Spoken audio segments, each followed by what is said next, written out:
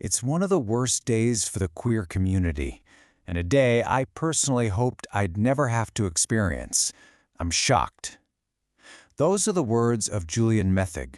He was right there, attending the Christopher Street Day celebrations in Berlin. He went expecting this vibrant, peaceful celebration, a massive event that usually draws hundreds of thousands to the German capital. But instead, he found himself surrounded by a massive deployment of emergency vehicles, fire trucks, and heavily armed police, all because a devastating act of violence completely shattered the heart of what is usually one of Europe's largest open-air festivals. Welcome to The Explainer.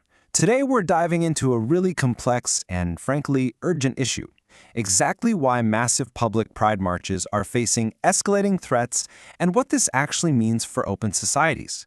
We're going to use the tragic events of the July 25, 2026 Berlin Pride attack as our lens here, because it really highlights a much broader security dilemma.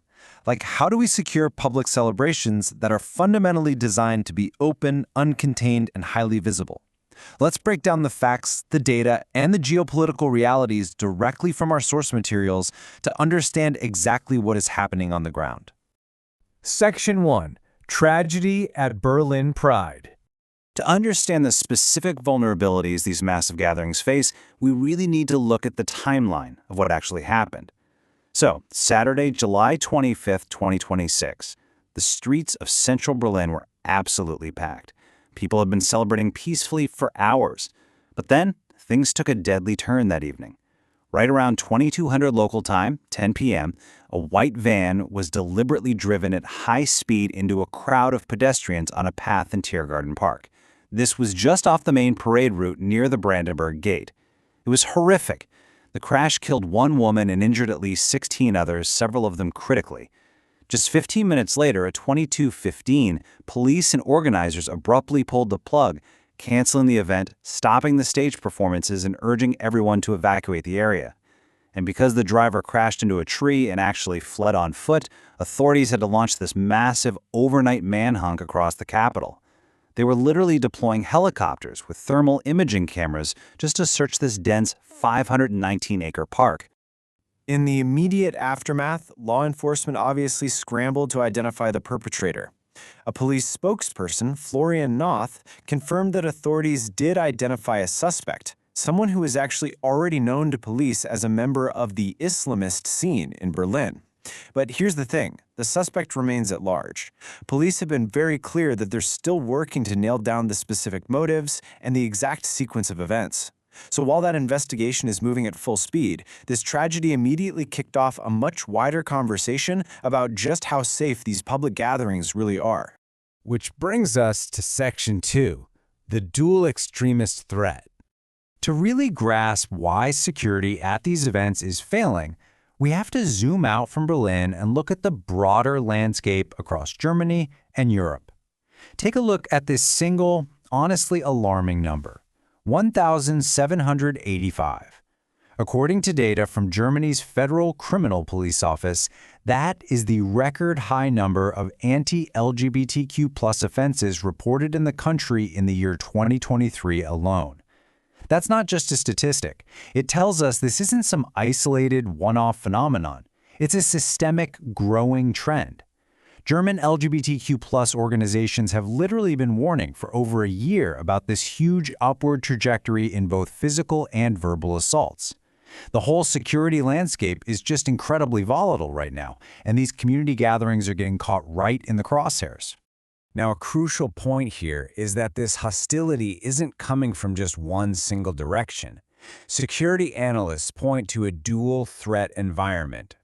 On one side, you have far-right extremism. Activists are tracking a massive increase in right-wing mobilization, especially in smaller towns and eastern Germany, where neo-Nazi groups are actively trying to disrupt marches. On the flip side, you have the threat of Islamist extremism. As we're seeing with the ongoing investigation into the Berlin van attack, this side often involves radicalized individuals who specifically target these massive, high-profile urban events. Open democracies are basically finding their public spaces getting squeezed by these two very distinct ideological threats. To put a finer point on that far-right threat for a second, the Amadeu Antonio Foundation, which is an organization that campaigns against right-wing extremism, actually recorded 55 right-wing extremist attacks at pride parades across Germany just last year. 55! And these ranged from verbal insults all the way up to severe physical assaults. The foundation notes that this hostility really tracks with the increased political polarization we're seeing in the country.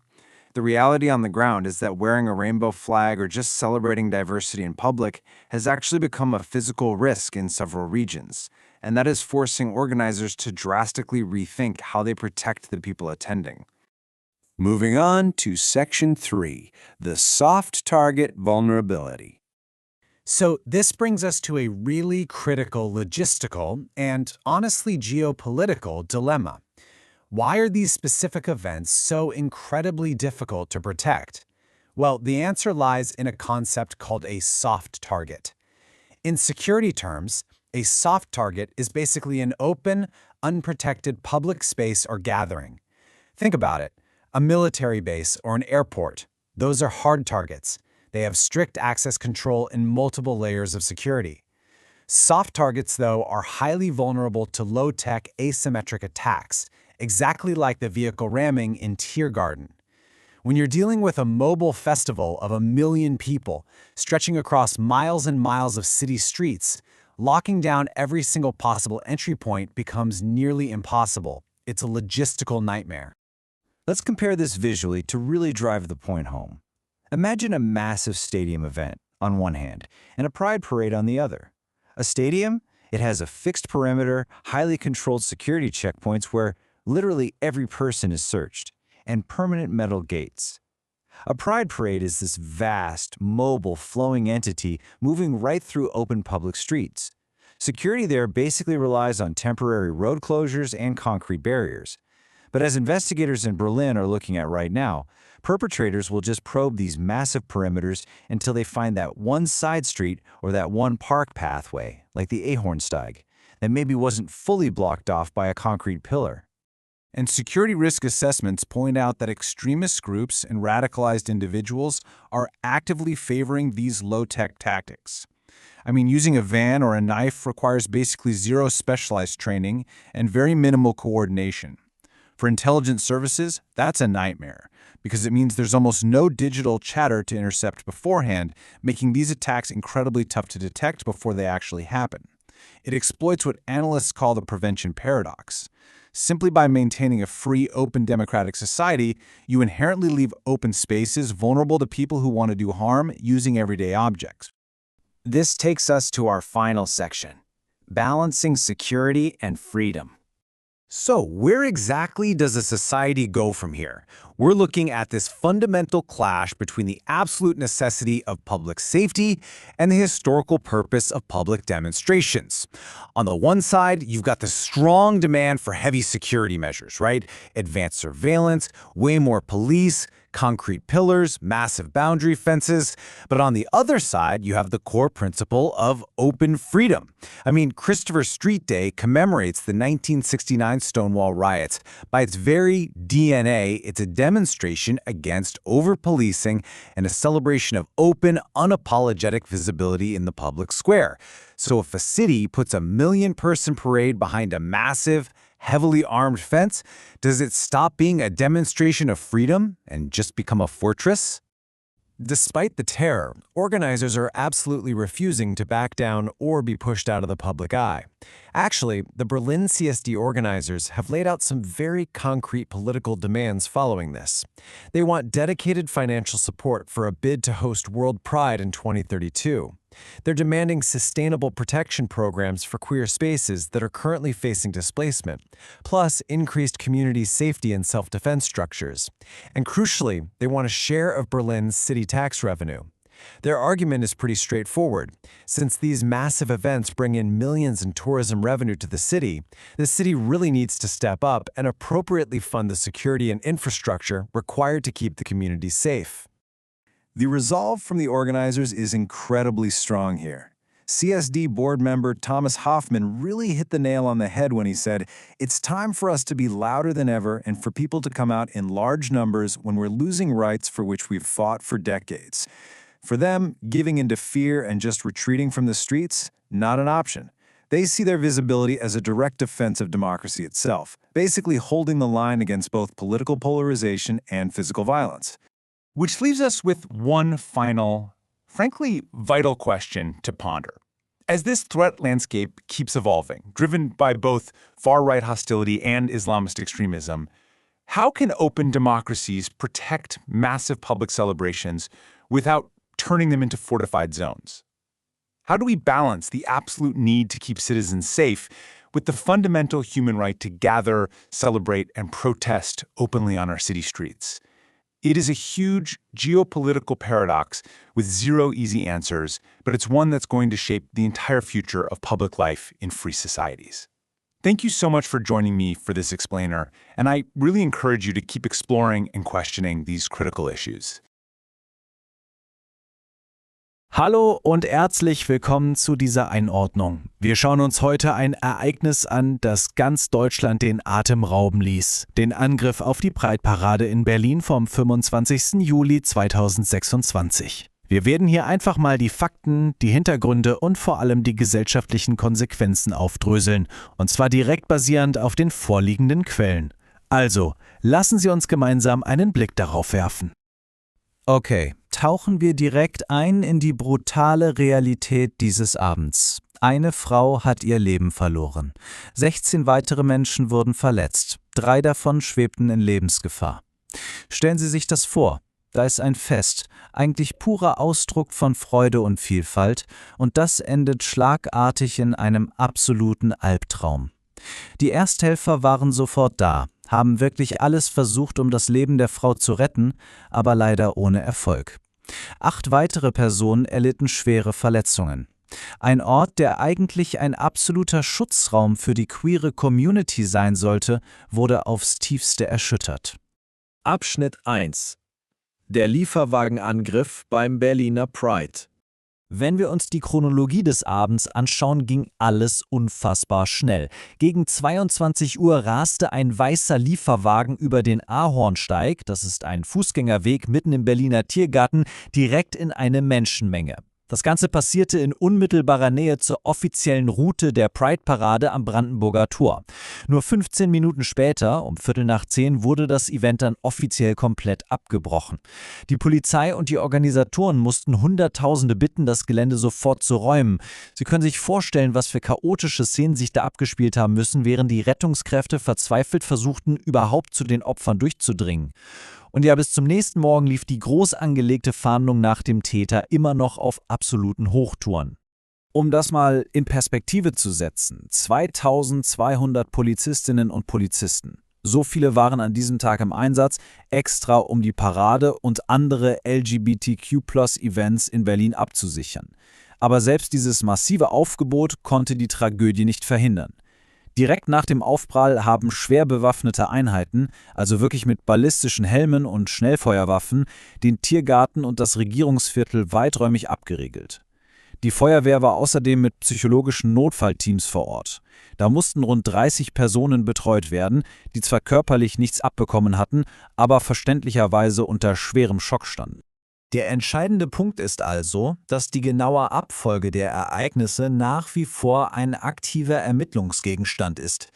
Es gab nämlich neben der Fahrzeugattacke auch unbestätigte Berichte über Personen mit Stichwunden direkt am Tatort. Die Behörden arbeiten auf Hochtouren daran, diese Zeugenaussagen zu verifizieren. Man fragt sich natürlich, war das eventuell eine koordinierte Attacke in 2 Phasen? Erst der Transporter, dann eine Waffe? Bis zum Morgen danach konnte die Polizei noch nicht mit Sicherheit sagen, ob und wie diese Stichverletzungen mit dem Lieferwagenangriff zusammenhängen. Das zeigt uns einfach, wie extrem unübersichtlich die Lage in den ersten Stunden nach so einem Vorfall wirklich ist. Kommen wir zu Abschnitt 2. Die Ermittlungen und der Verdächtige. Polizeisprecher Florian Naht sagte dazu, und ich zitiere hier direkt: Der Verdächtige ist der Polizei bekannt. Er ist uns als Mitglied islamistischer Kreise hier in Berlin bekannt. Das ist natürlich zentral für die laufende Fahndung. Ein tatverdächtiger Mann wurde zwar identifiziert, aber eben noch nicht gefasst. Wie wir an dem Zitat sehen, gibt es Verbindungen in die islamistische Szene Berlins. Aber, und das ist jetzt wirklich wichtig für unser Verständnis, Herr Naht hat ausdrücklich betont, dass man bisher keine gesicherten Erkenntnisse über die genauen Motive oder den exakten Tatablauf hat. Die Polizei ermittelt hier streng objektiv und hält sich alle Richtungen offen. Schauen wir uns mal an, wie sich das Ganze aufbaut, wenn wir einen Schritt zurücktreten. Abschnitt 3. Was ist eigentlich der Christopher Street Day? Der Christopher Street Day, kurz CSD, ist ja viel mehr als nur eine riesige Straßenparty. Im Kern ist es ein Gedenktag an die Stonewall-Unruhen von 1969 in New York, aber eben auch eine der wichtigsten politischen Demos für die Rechte und den Schutz queerer Menschen in Deutschland. An genau diesem Tag waren Hunderttausende Menschen völlig friedlich in Berlin unterwegs. Sie sind marschiert, haben auf den etwa 80 Umzugswagen gefeiert und sich dann zur Abschlusskundgebung am Brandenburger Tor versammelt, wo unter anderem auch Sarah Connor aufgetreten ist. Das ist ein Event, das ganz bewusst als sicherer Raum konzipiert ist, um einfach frei und stolz sein zu können, bis die Gewalt dazwischen kam. Und das bringt uns zu Abschnitt 4, eine wachsende Welle der Bedrohung. Was an dieser Folie wirklich interessant ist die schiere Wucht der Zahlen. Die Daten hier stammen direkt vom Bundeskriminalamt und zeigen die gemeldeten Straftaten gegen die LGBTQ-Plus-Gemeinschaft. Sehen Sie sich das mal an. Das ist ein drastischer, fast schon exponentieller Anstieg.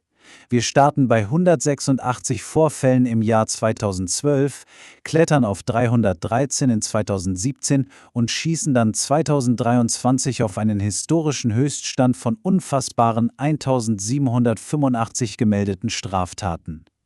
Diese Zahlen machen absolut greifbar, wie sehr sich das gesellschaftliche Klima verschärft hat und wie gefährlich es für queere Menschen in der Öffentlichkeit teilweise geworden ist.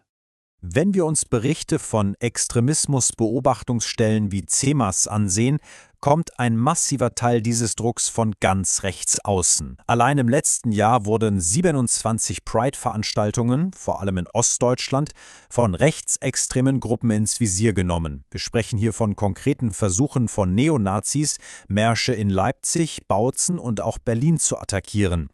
Gleichzeitig sehen wir eine starke politische Verschiebung. Die AfD macht, wie die Quellen belegen, aktiv Wahlkampf gegen das, was sie als Gender-Ideologie bezeichnet. Und auch aus den Reihen der CDU-CSU, unter anderem von Friedrich Merz, gibt es Forderungen, Selbstbestimmungsgesetze wieder rückgängig zu machen. Selbst Bundestagspräsidentin Julia Klöckner hatte in jenem Jahr mit Verweis auf Neutralität entschieden, keine Regenbogenflagge am Parlament zu hissen. Wir ergreifen hier absolut keine Partei, wir dokumentieren lediglich den enormen gesellschaftspolitischen Gegenwind, dem sich die Community aktuell von diversen Seiten ausgesetzt sieht. Und das veranschaulicht perfekt das Multidilemma der Sicherheitskräfte. Schauen wir uns das mal an. Auf der einen Seite die erwartete Bedrohung durch Rechtsextremisten und Neonazis, auf die sich Polizei und Veranstalter primär eingestellt hatten. Auf der anderen Seite der identifizierte mutmaßliche Täter, der aus einer völlig anderen Richtung kommt, nämlich der islamistischen Szene Berlins. Wir haben ja also eine Gemengelage, in der eine Veranstaltung wie der CSD offenbar Zielscheibe für komplett gegensätzliche, ideologisch völlig isolierte extremistische Strömungen ist. Diese neue Realität zwingt die Pride-Organisatoren natürlich zum Handeln. Da gibt es vor allem 3 wesentliche Schritte. Erstens, die Zusammenarbeit mit der Polizei und die sichtbare Präsenz müssen enorm hochgefahren werden. Zweitens, und das ist ein riesiges Problem, immer mehr Unternehmenssponsoren springen ab. Deswegen hat zum Beispiel die Amadeo-Antonio-Stiftung einen Regenbogenschutzfonds mit 100.000 € eingerichtet, einfach um die Sicherheitstechnik für kleinere Demos überhaupt noch bezahlen zu können. Und der dritte Schritt ist ein direkter Appell an die Politik. Man fordert klare, unmissverständliche Sicherheitsgarantien. Nur so kann das Grundrecht auf friedlichen Protest überhaupt noch wahrgenommen werden. Das führt uns zu unserem letzten Abschnitt, Nummer 5. Reaktionen und der Weg in die Zukunft. Lassen Sie diese Worte von Berlins regierenden Bürgermeister Kai Wegner einfach mal kurz auf sich wirken. Er sagte, nach einer friedlichen und bunten Pride-Parade wurde die Kundgebung für ein tolerantes und friedliches Berlin auf brutalste Weise angegriffen. Dies ist ein Angriff auf unsere freie und weltoffene Gesellschaft. Er war ja noch in derselben Nacht am Tatort. Auch Bundeskanzler Friedrich Merz äußerte sich umgehend, nannte es eine abscheuliche Tat und sicherte die volle Unterstützung bei der Aufklärung zu. Aus der Zivilgesellschaft gab es ebenfalls unzählige Reaktionen. Sarah Connor beispielsweise sprach den Familien ihr tiefstes Beileid aus und machte klar, dass man jetzt erst recht laut bleiben müsse. Der Schock sitzt unglaublich tief, das spürt man, aber die Botschaft ist eindeutig, man will nicht weichen.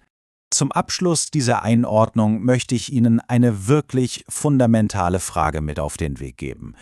Wir sehen, dass die Gewaltakte und Drohungen von Akteuren kommen, deren Weltbilder radikal unterschiedlich sind, die aber alle diesen tiefen Hass auf Vielfalt teilen. Wenn also unsere demokratische Gesellschaft garantieren soll, dass ihre Bürgerinnen und Bürger sicher auf die Straße gehen können, wie müssen Sicherheitskonzepte und der politische Diskurs in Zukunft aussehen? Das ist genau das Dilemma, vor dem nicht nur Deutschland, sondern ganz Europa heute steht. Behalten Sie das im Hinterkopf, wenn Sie die weiteren Entwicklungen in diesem Fall verfolgen. Vielen Dank, dass Sie sich die Zeit genommen haben, mit uns einen Blick hinter die Schlagzeilen zu werfen. Bleiben Sie neugierig und vor allem bleiben Sie kritisch. Le 25 juillet 2026, une soirée qui devait être une immense fête au cœur de Berlin et qui s'est terminée dans une violence dévastatrice. Dans ce décryptage, on ne va pas se contenter de relayer les faits bruts de cette attaque tragique lors de la Pride, on va vraiment disséquer les rapports officiels, suivre le fil de l'enquête et surtout on va dézoomer. L'idée c'est de comprendre le climat politique et sociétal actuel en Allemagne parce que c'est absolument crucial pour saisir l'ampleur de ce qui s'est passé. C'est un sujet complexe avec énormément de facteurs en jeu, alors on va structurer tout ça étape par étape, on est parti. Au programme de notre analyse aujourd'hui, d'abord l'attaque du Tiergarten. Ensuite, on parlera des victimes et de la réponse immédiate, puis de l'enquête et du suspect. On élargira ensuite le propos avec la vague de violence actuelle pour finir sur le contexte politique. Section 1. L'attaque du Tiergarten et les faits immédiats du 25 juillet.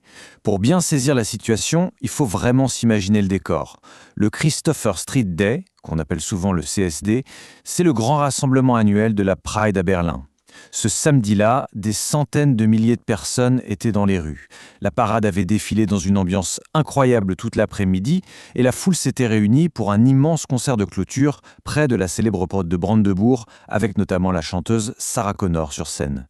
Bref, une célébration vibrante et totalement pacifique. Et là, tout bascule en une fraction de seconde. Il est environ 22 heures quand une camionnette blanche est délibérément lancée à toute vitesse dans une foule de piétons. Ça se passe sur la Randsteig, un sentier à l'intérieur du parc du Tiergarten, juste en bordure de l'événement principal. Le véhicule fauche plusieurs personnes avant de s'encastrer violemment dans un arbre. Le conducteur s'extrait de l'habitacle et s'enfuit en courant. Face à ce chaos absolu, la réaction est immédiate.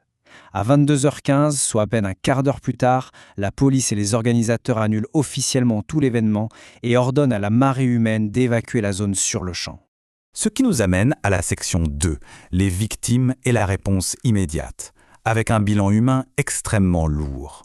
Les témoignages des secouristes décrivent une scène d'une confusion et d'une urgence absolue. Les rapports confirment malheureusement la mort d'une personne. Une femme a perdu la vie sur les lieux même de l'attaque. Et ce, malgré l'intervention ultra rapide des tout premiers secouristes, qui ont tenté de la réanimer. À cela s'ajoutent 16 autres personnes blessées par le véhicule. Et attention, on parle ici de blessures très graves. Les médecins ont rapidement indiqué que plusieurs victimes étaient dans un état critique, avec un pronostic vital engagé, tandis que 8 autres souffraient de traumatismes sévères. En un rien de temps, le secteur a été littéralement submergé par les forces de l'ordre avec des agents équipés de casques balistiques et d'armes automatiques. En parallèle, les pompiers de Berlin ont dû déployer des cellules de soutien psychologique d'urgence. Plus d'une trentaine de personnes ont dû être prises en charge sur place, en état de choc profond. L'onde de choc est instantanément remontée jusqu'au sommet de l'État. Le maire de Berlin, Kai Wegner, s'est précipité sur place, dénonçant une attaque brutale contre la société ouverte et tolérante de la capitale. Au niveau national, le chancelier Friedrich Merz a condamné ce meurtre avec la plus grande fermeté, parlant d'un acte odieux et a exigé d'être tenu informé en temps réel par les services de sécurité.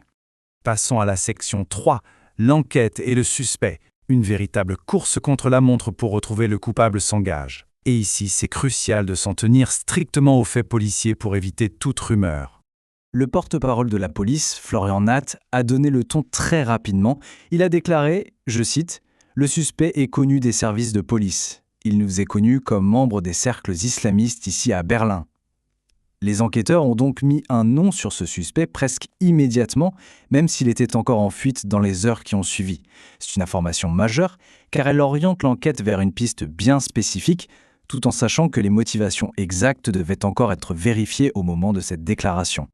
Et concrètement, la police déploie un plan d'action en 3 temps. Étape 1, un verrouillage total du parc du Tiergarten et du quartier gouvernemental du Bundestag, juste à côté.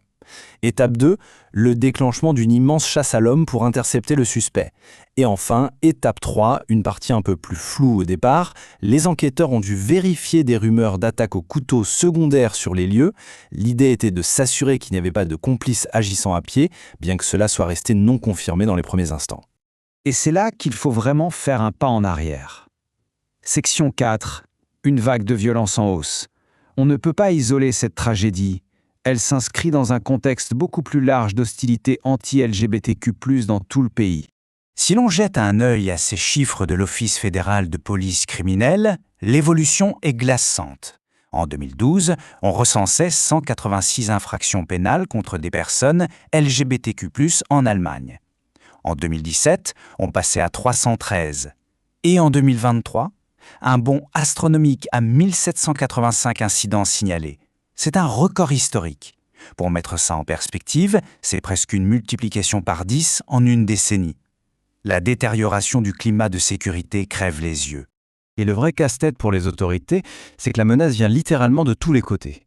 D'un bord, on a l'attaque de Berlin, avec un suspect lié à la mouvance islamiste qui frappe le plus grand événement du pays.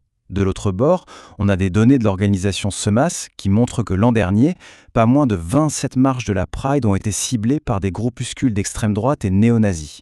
On parle de groupes qui se coordonnent pour saboter les événements, surtout dans l'est du pays, dans des villes comme Leipzig ou Bautzen. Les organisateurs sont donc pris en étau entre des extrémismes complètement opposés sur le plan idéologique, mais tout aussi dangereux.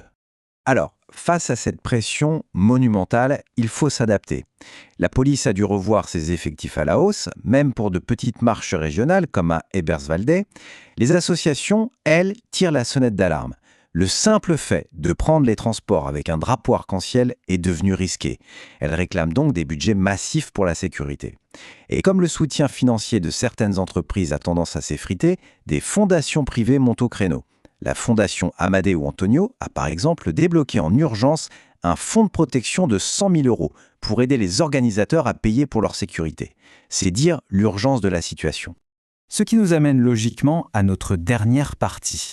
Section 5, le feu croisé politique et des paysages en pleine mutation. Impossible de comprendre l'anxiété actuelle sans regarder ce qui se passe dans les autres sphères politiques allemandes. Les rapports montrent que les lignes politiques bougent à toute vitesse. D'un côté, le parti AfD, qui enchaîne les succès électoraux, fait ouvertement campagne pour révoquer le mariage pour tous et cible ce qu'il appelle l'idéologie de genre.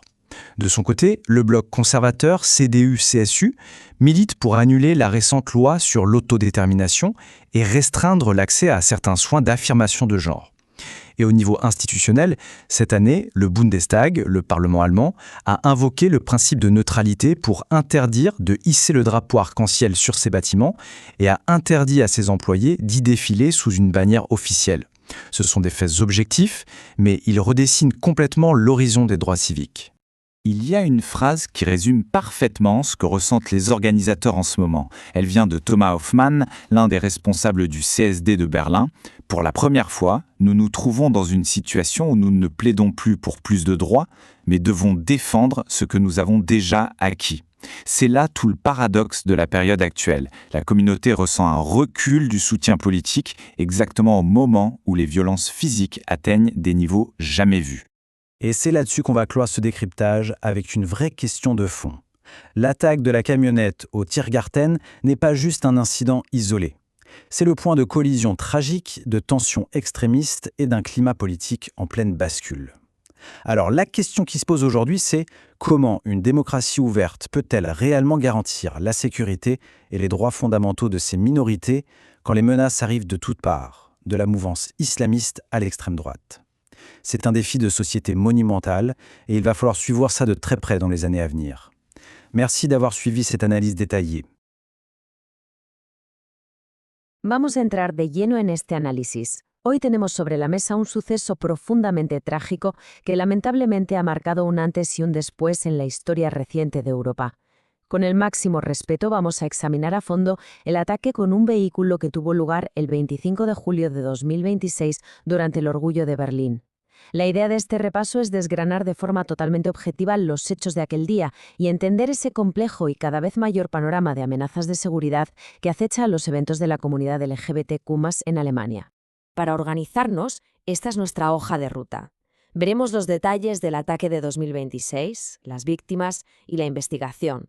Luego repasaremos qué es exactamente el Christopher Street Day, analizaremos esa ola de amenazas de la que os hablaba y para terminar debatiremos qué le depara el futuro al orgullo. Empezamos con la sección 1, el ataque de Berlín de 2026. A ver, poneos en situación. Todo comenzó como un día de celebración absolutamente pacífica, con cientos de miles de personas llenando las calles. Pero claro, la cosa dio un giro de 180 grados a las 10 de la noche. Una furgoneta blanca irrumpió atropellando a los peatones que estaban en el Parque Tiergarten. El caos fue tal que, apenas 15 minutos después, a las 10:15, las autoridades no tuvieron más remedio que cancelar las celebraciones de golpe y evacuar toda la zona. De una fiesta multitudinaria a una emergencia en un abrir y cerrar de ojos. Y fijaos bien en esta cifra porque es clave. 2.200. Ese es el número de policías que ya estaban desplegados en las calles para proteger el desfile. O sea, estamos hablando de un aparato de seguridad masivo que ya estaba operando a pleno rendimiento, antes incluso de que pasara nada. Pasamos a la sección 2. Víctimas y la investigación en curso. Como es lógico, tras el caos inicial, los servicios de emergencia inundaron la zona. Y aquí es donde la realidad golpea con fuerza. A pesar de los intensos esfuerzos de reanimación, una mujer falleció allí mismo, en el lugar del ataque. Además, hubo 16 personas heridas. Y ojo, porque 3 de ellas ingresaron en estado crítico, debatiéndose entre la vida y la muerte.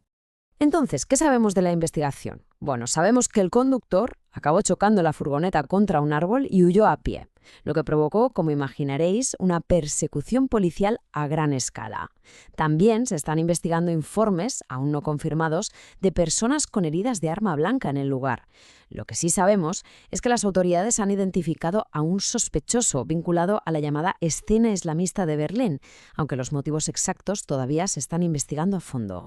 Obviamente, las reacciones en las altas esferas no se hicieron esperar. El propio canciller Friedrich Merz no dudó en tacharlo de acto abominable, prometiendo que las autoridades iban a llegar hasta el fondo del asunto con una investigación exhaustiva. Pero fijaos en cómo enfocó el tema el alcalde de Berlín, Kai Wegner. Él dio en el clavo al decir que esto no fue solo un atropello, lo definió directamente como un ataque a la sociedad libre y cosmopolita, es decir, un golpe al corazón mismo de lo que representa Berlín. Sección 3. ¿Qué es el Christopher Street Day? Para entender el peso de todo esto, hay que saber de qué evento estamos hablando. El Christopher Street Day o CSD no es una simple fiesta. Es, a la vez, una celebración multitudinaria y una manifestación política por la igualdad que conmemora los disturbios de Stonewall. Para que os hagáis una idea de la magnitud, en 2026 el evento atrajo a cientos de miles de asistentes y contó con unas 80 carrozas cruzando Berlín. Es, literalmente, historia viva en las calles. Vamos con la sección 4. Una creciente ola de amenazas. Y es que el ataque de 2026 no fue un hecho aislado en un día cualquiera. Mirad estos datos porque son un verdadero jarro de agua fría. Reflejan un aumento enorme y continuo de los delitos contra la comunidad LGBTQ+ en Alemania durante la última década. Pasamos de 186 incidentes en 2012 a la friolera de casi 1.800 en 2023. La tendencia es clara y es alarmante. Y no son solo números en un papel, hablamos de amenazas organizadas. Solo el año pasado, grupos de extrema derecha atacaron 27 marchas del orgullo. Vimos a cientos de neonazis intentando boicotear eventos en Leipzig y Bautzen. E incluso en un orgullo anterior en Berlín, la policía logró interceptar a 28 hombres, la mitad de ellos menores, que planeaban un ataque. Y la presión es tal que ciudades como Gelsenkirchen directamente tuvieron que cancelar su marcha en mayo por amenazas inminentes. Así que imaginad el rompecabezas para las fuerzas de seguridad. Tienen que proteger a la gente, pero las amenazas vienen de frentes totalmente distintos. Por un lado, tenemos el caso del sospechoso de 2026, vinculado al extremismo islamista, y por otro, una movilización brutal de facciones de extrema derecha y neonazis. Es una matriz de seguridad increíblemente compleja. Ante toda esta situación y con la pérdida de algunos apoyos corporativos, ¿qué pasa con la seguridad? Pues que organizaciones como la Fundación Amadeu Antonio han tenido que sacarse de la manga un fondo de protección arcoíris. Literalmente, están financiando de su bolsillo la seguridad para que la gente pueda ir a marchar y volver a casa a salvo. Lo que nos lleva a nuestra última sección. Sección 5. El futuro del orgullo. Y todo esto ocurre en un clima político que está en plena tensión. Por un lado, vemos hitos históricos recientes como el matrimonio igualitario y las leyes de autodeterminación, pero al mismo tiempo la oposición crece. El partido ACD hace campaña activamente contra lo que llaman ideología de género y figuras del Partido Conservador, CDU, están pidiendo que se limite la participación oficial en el orgullo apelando a la neutralidad política. Un contraste bastante marcado.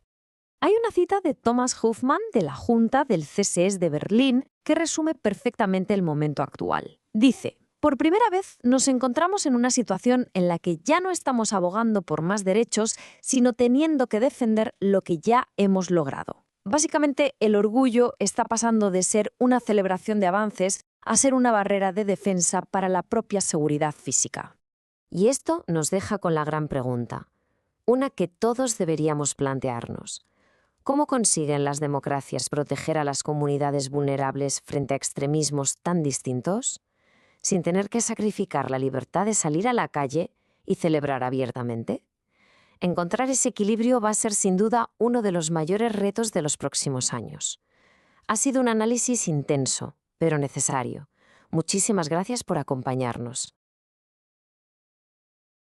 Benvenuti a questo nuovo approfondimento. Oggi andiamo dritti al cuore di una vicenda che ha letteralmente scosso la Germania, i tragici eventi del Pride di Berlino del 2026. Non si tratta solo di cronaca, ma di un momento critico che ci impone di fare un'analisi attenta su tendenze sociali molto più ampie. Mettiamoci comodi, perché esamineremo a fondo il contesto attraverso dati ufficiali e fonti dirette per capire cosa stia realmente succedendo. Iniziamo. Per cogliere davvero l'impatto e la gravità di quanto accaduto il 25 luglio, le parole del sindaco di Berlino, Kai Wegner, fanno parecchio riflettere. Parla di un evento nato pacifico e vivace, attaccato poi nella maniera più brutale, definendolo un colpo diretto a una società libera e cosmopolita. Insomma, una festa della tolleranza trasformata improvvisamente in uno scenario di brutalità. È un contrasto che restituisce immediatamente il senso di profondo shock vissuto in quelle ore. Facciamo un piccolo passo indietro per avere il quadro completo. Cos'è esattamente il Christopher Street Day, o CSD? In Germania è la storica, immensa celebrazione del Pride. È l'evento che commemora i moti di Stonewall. Quel giorno specifico a Berlino si erano riunite centinaia di migliaia di persone, sfilando pacificamente con oltre 80 carri, per celebrare i diritti civili. Un gigantesco pacifico momento di gioia collettiva andato purtroppo in frantumi. Ecco come ci muoveremo oggi. Partiamo con la cronaca dell'attacco al Pride del 2026. Passeremo poi alle vittime e alle indagini in corso. Dopodiché allargheremo lo sguardo a una comunità sotto minaccia e all'estremismo in aumento, per chiudere infine riflettendo sul futuro del Pride. Punto 1. L'attacco al Pride del 2026, gli eventi del 25 luglio. Immaginiamo la scena. L'evento è blindato fin dal mattino. Ci sono ben 2200 agenti di polizia schierati. Eppure, alle 22 in punto, il panico. Un furgone bianco devia bruscamente dal percorso della parata e si lancia a forte velocità sui pedoni, lungo un sentiero all'interno del Tiergarten, il celebre parco cittadino. Il veicolo finisce la sua corsa schiantandosi contro un albero, il che dà all'autista il tempo di scappare a piedi. E qui notiamo un dettaglio cruciale, la rapidità della risposta. In appena 15 minuti, alle 22:15, le autorità prendono la drastica decisione di annullare tutto l'evento, evacuare la zona e fermare persino il concerto di chiusura vicino alla porta di Brandeburgo. Passiamo alla sezione 2. Vittime e indagini, il costo umano e il sospettato. Purtroppo i numeri ci restituiscono un bilancio drammatico. Una persona ha perso la vita praticamente sul colpo, nonostante i soccorritori abbiano fatto l'impossibile. Ci sono poi 16 feriti, tra cui 3 persone in imminente pericolo di vita e 8 in condizioni definite gravi. L'impatto emotivo sulla città è stato tale che è stata attivata al volo una linea telefonica di crisi indispensabile per gestire le innumerevoli chiamate di chi cercava disperatamente i propri cari nel caos di quella notte. Sul fronte delle indagini le cose si muovono velocemente ma restano complesse. Parliamo di una caccia all'uomo letteralmente su larga scala. Un sospettato è stato già identificato, ma attenzione, non è ancora stato arrestato. I resoconti ufficiali della polizia indicano che l'individuo ha legami confermati con la cosiddetta scena islamista della capitale. Ovviamente le forze dell'ordine ci vanno coi piedi di piombo, mantenendo il riservo sui moventi esatti finché non abbiano tutti i pezzi del puzzle. In più c'è un altro dettaglio inquietante. Gli investigatori stanno cercando di capire se, oltre al furgone, ci siano state anche aggressioni con arma da taglio, un particolare ancora in corso di accertamento. Sezione 3. Una comunità sotto minaccia. Allargare lo sguardo sui dati. Ora, se allarghiamo lo sguardo oltre la singola tragedia e guardiamo all'ultimo decennio, ci troviamo davanti a un'impennata che non può assolutamente essere ignorata. I dati dell'Ufficio federale di polizia criminale parlano chiaro. Guardate, si parte da 186 casi nel 2012. 5 anni dopo, nel 2017, raddoppiano quasi a 313. E poi il balzo enorme, ben 1785 reati registrati nel 2023. Stiamo parlando di una crescita vertiginosa e oggettiva dei crimini denunciati contro la comunità LGBTQ+, su scala nazionale.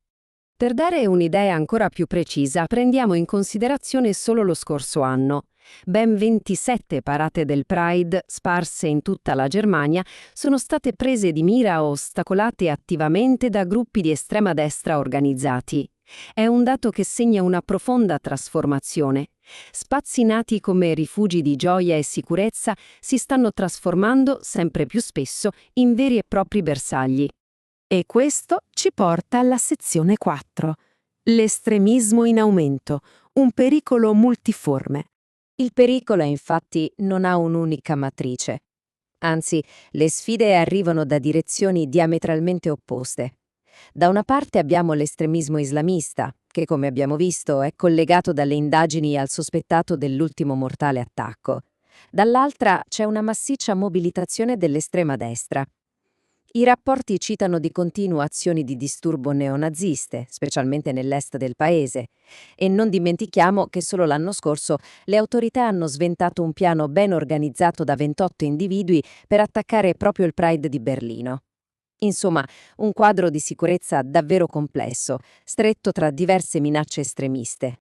E la lista degli allarmi è lunga e diffusa geograficamente. Pensiamo a Gelsenkirchen, dove il Pride di maggio è stato letteralmente annullato per una minaccia imminente, o a Marzahn, quartiere berlinese che ha subito un tentativo di aggressione appena 2 settimane prima dei fatti di luglio. per non parlare di un intero festival della diversità attaccato vicino a Eberswalde.